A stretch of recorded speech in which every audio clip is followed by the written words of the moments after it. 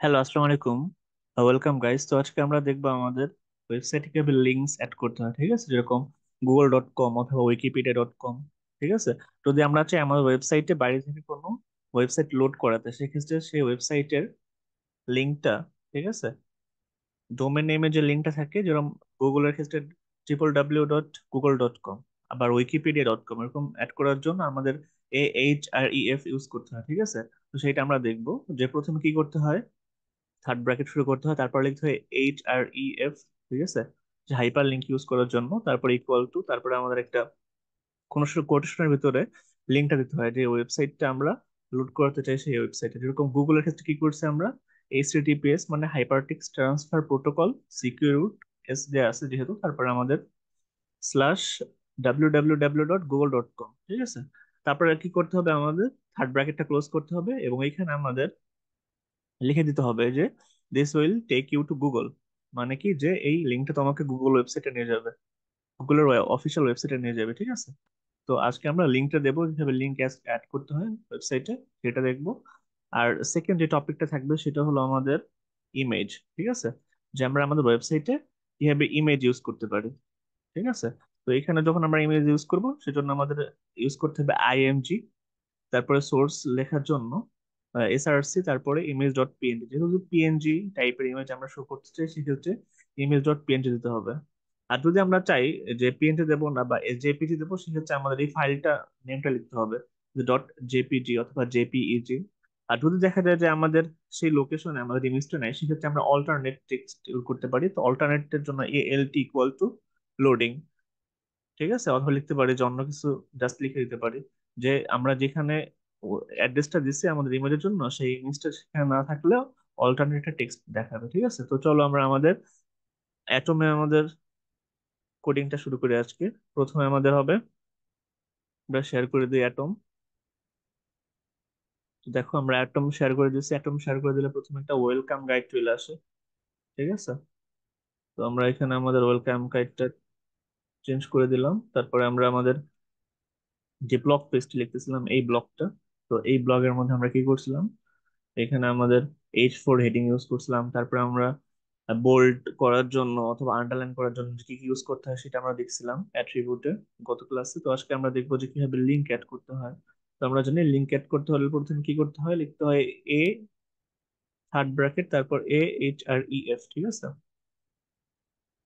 তাহলে আমরা শুরু করি।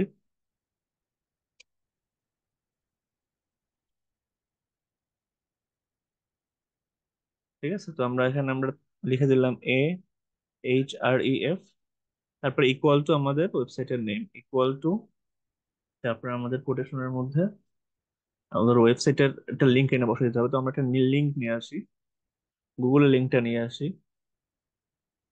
তো চলো আমরা ওয়েবসাইট থেকে গুগলের লিঙ্কটা নিয়ে আসি। তো এখানে চলে আসলাম ওয়েবসাইটে, এখন আমরা গুগলের লিঙ্কটা নিয়ে নিই এখান থেকে।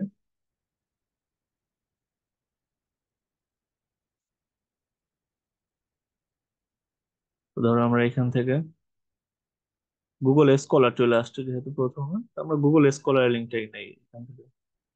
দেখো উপরে আমাদের এই বার্ট থেকে আমরা কপি করে নিলাম লিঙ্কটা। এবার আমাদের ওয়েবসাইটে বসাই দেই লিঙ্কটাকে। দেখো এখানে আমরা আমাদের কোটেশনের ভিতরে এটাকে পেস্ট করে দিলাম লিঙ্কটাকে। ঠিক আছে, তারপরে যেটা করতে হবে সেটা হলো যে আমাদের এটাকে ক্লোজ করে দিতে হবে। থার্ড ব্রেকটা, থার্ড ব্র্যাকেটটা ক্লোজ করে দিলাম। আর অল্টারনেট, যে ওখানে একটা টেক্সট দেখাবে লিংকের সাথে, সেটা হবে যে আমরা লিখে দিতে পারি this will take you to the Google scholar.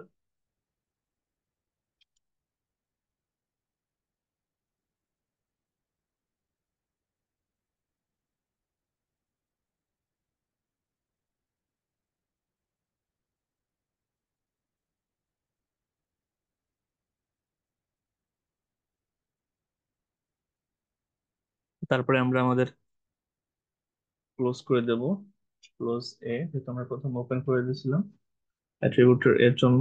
তো আমরা কন্ট্রোল এস দিয়ে সেভ করে নেব। ঠিক আছে, কন্ট্রোল এস দিয়ে সেভ করে নিলাম এবং আমরা আমাদের উইন্ডোটাকে রান করাবো এখন। ঠিক আছে,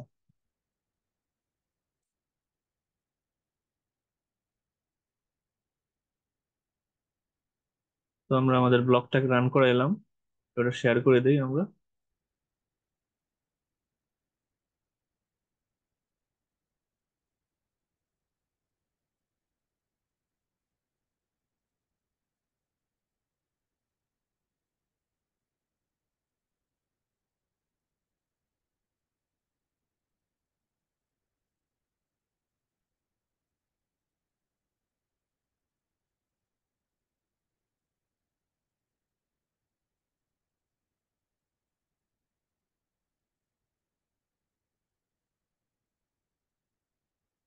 দেখো আমরা শেয়ার করে দিলাম, তো এখানে আমাদের চলে আসছে। ঠিক আছে, তো এরকম ভাবে আমরা লিঙ্ক অ্যাড করতে পারি। তারপর যেটা হবে আছে আমাদের ইমেজ। ইমেজ অ্যাড করার জন্য আমাদের যেটা করতে হয় সেটা হলো যে আমাদের যেই ফাইলটা আমরা HTML ফোল্ডারটা সেভ করব, সেই ফোল্ডারে আমরা একটা সিএসএস ফোল্ডার সিএসএস করব। তারপরে জাভাস্ক্রিপ্ট একটা ফোল্ডার থাকবে, সাথে আমাদের একটা ইমেজ ফোল্ডার থাকবে। সেই ফোল্ডারের মধ্যে আমরা ইমেজটাকে প্রথমে আপলোড করব, ঠিক আছে। তারপরে সেই ইমেজটার একটা লিঙ্ক থাকবে, সেই লিঙ্কটাকে আমরা এনে বসাই দেবো আমাদের এডিটরে। তারপরে কন্ট্রোল S দিয়ে সেভ করে যদি আমরা রান করি আমাদের ওয়েব পেজটাকে, তাইলে চলে আসবে আমাদের ইমেজটা। ঠিক আছে, তো এটা যখন আমরা আমাদের অফিসিয়াল একটা ওয়েবসাইট তৈরি করব, ঠিক আছে, তখন তোমরা দেখতে পারবা যে সব কাজগুলো কিভাবে হয়। আমরা এখন HTML করতেছি, তারপরে আমরা CSS এর বেসিকটা করব, তারপরে জাভাস্ক্রিপ্টের বেসিকটা করব, তারপরে HTML CSS জাভাস্ক্রিপ্ট এই তিনটা মিলে একটা ওয়েবসাইট তৈরি করতে পারবো তোমাদের পোর্টফোলিও। ঠিক আছে।